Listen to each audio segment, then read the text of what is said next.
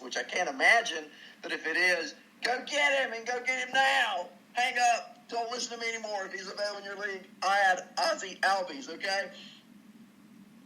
Looking at the chat room, let's see, guest Debbie. This is Arnie. It's Arnie's Fantasy World of Sports. And J-Man says, sing, call me. J-Man, I like to sing on this show, but it's typically, offshoots like Mike Soroka, that kind of stuff, right? I don't do Blondie too well. Call me, but that's about it, right? I'm not much on singing Blondie, but it's great to see you guys. Leonard Donaldson, great to see you. And Leonard, you said there are a lot of empty seats in Cincy last night. Scooter Jeanette, that's right. He's playing at Dayton. He's rehabbing. He's going to come back soon, probably next week.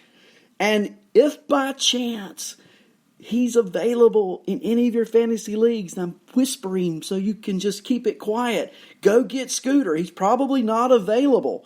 But if he is, go get him. J-Man says, can we call in? I tell you what, give me a few minutes and we might do that, okay? We'll do that towards the end of the show. We'll have a call-in segment at the end of the show. How's that, J-Man? You want to do that? We'll do it. Let's get back to some games from last night, and let me get through the games, and then we'll do a call-in segment if that's what you want to do. Last night in Texas, the Cleveland Indians were in town. Oh, yeah. And they were taking on the Rangers. It was a pitching matchup, return of Clevenger to the Indians, and Lance Lynn, who has suddenly rejuvenated his career as a pitcher, pitching for the Rangers. The Rangers win the game last night over the Cleveland Indians by a score of 7-2. Not a good first outing back off the IL for Clevenger. He went 4 2/3. 3 hits, 3 walks. He was a little bit wild. 5 earned runs. He did strike out 7. He gave up a home run to Danny Santana in the 4th inning. Santana's 5th on the year, but not a great start. Lindor, 2 for 4 last night, hitting .303 at the top of that order.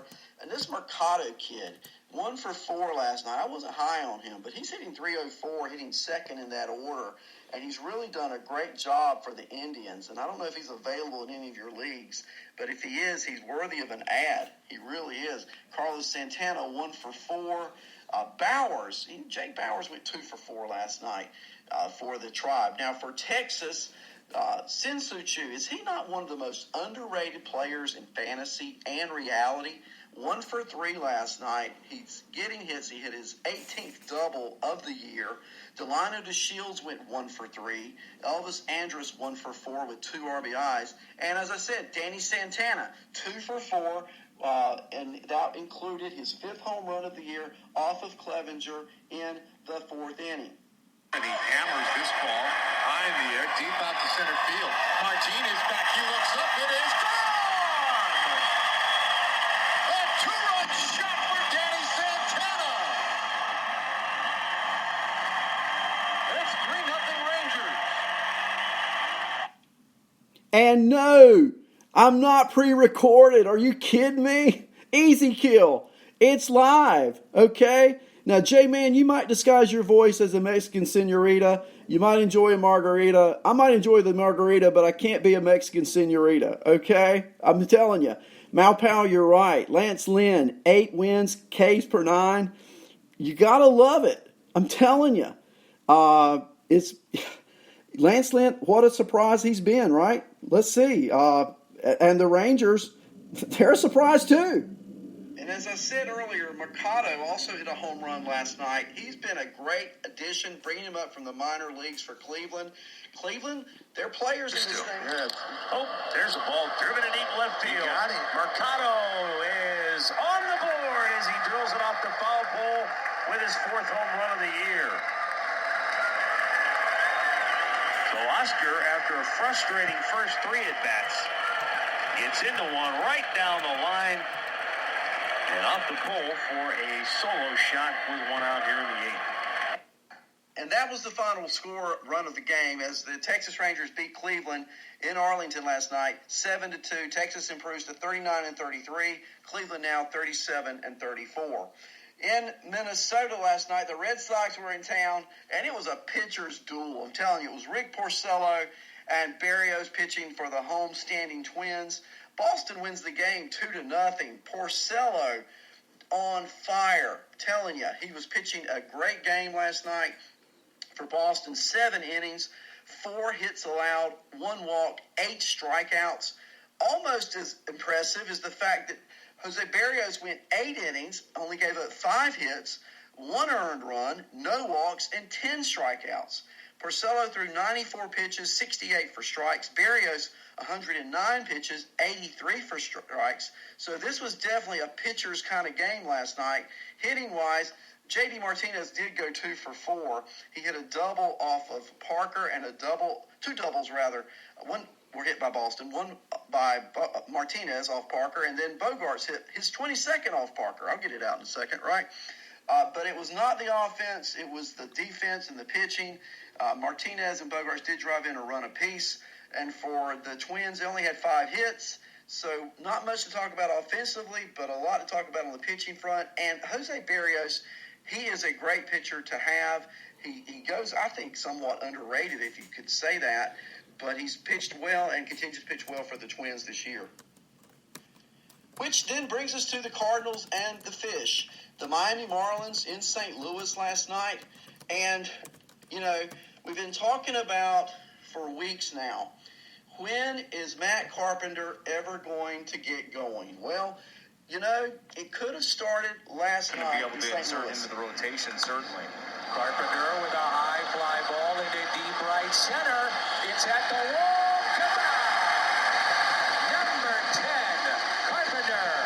And it's 1-0 on the solo home run. Now the Cardinals got something going here. This one just ends up being center cut, changeup up in the zone. Really nice, easy swing. You see Matt Carpenter just stay back, let the hands do the work, get this thing up in the air. Carpenter goes 3 for 4 last night. 3 runs scored. Paul DeJong, 2 for 4. He's hot again. His average is back up to 281. Ozuna, 2 for 4. He's hitting 263.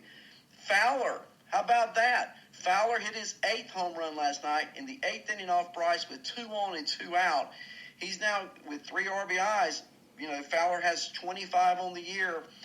I thought he was dead, but he's, you know, come back to play a little bit better here. So, you know, not that I want him in fantasy, but he's getting the at-bats, isn't he?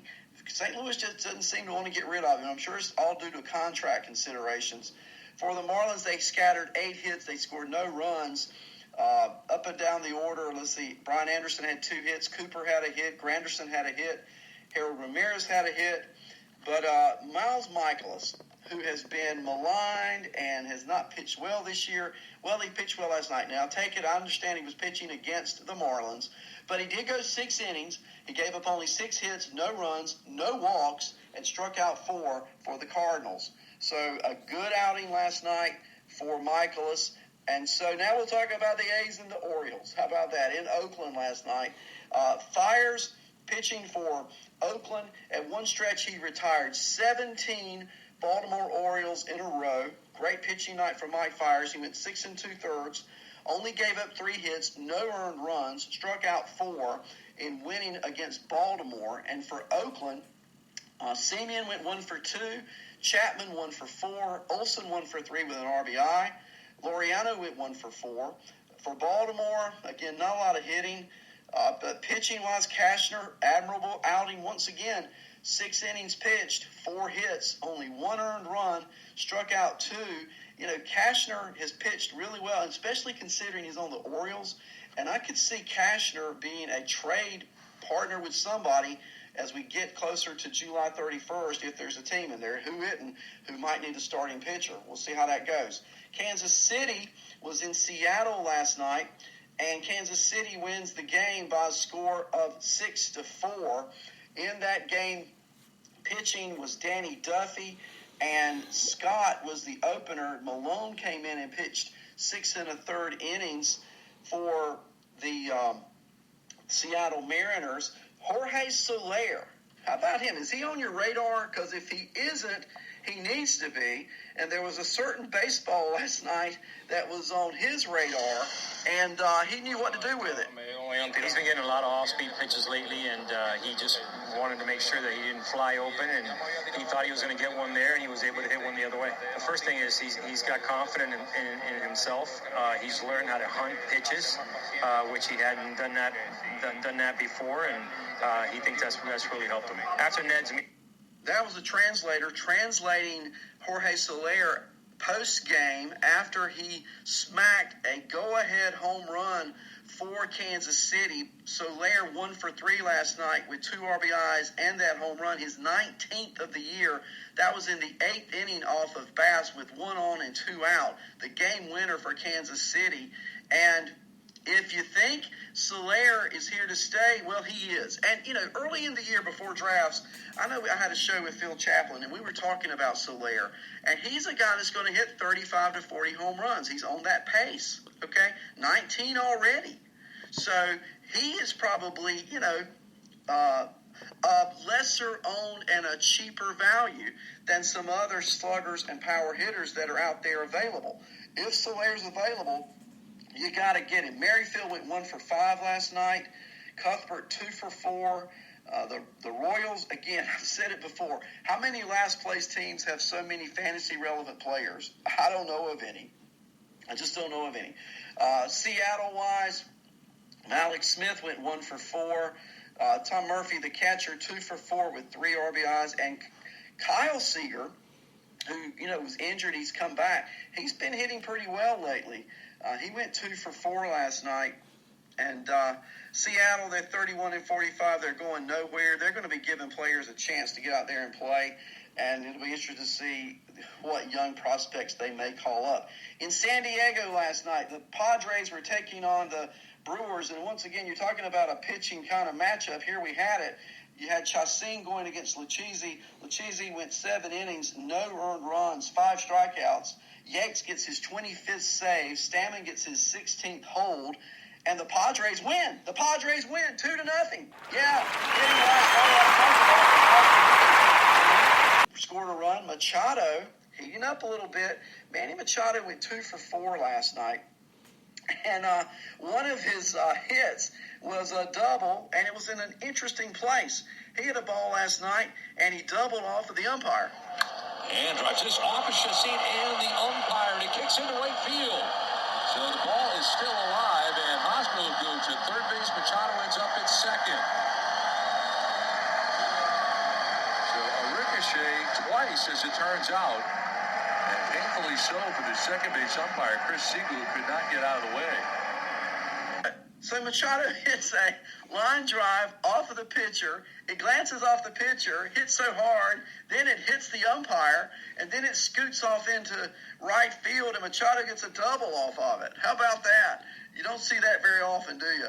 Wow. Machado starting to heat up a little bit. Keep your eye on him. And finally, last night, the Giants were in L.A., and the Giants win against the Dodgers by a score of 3-2. Again, great pitching last night.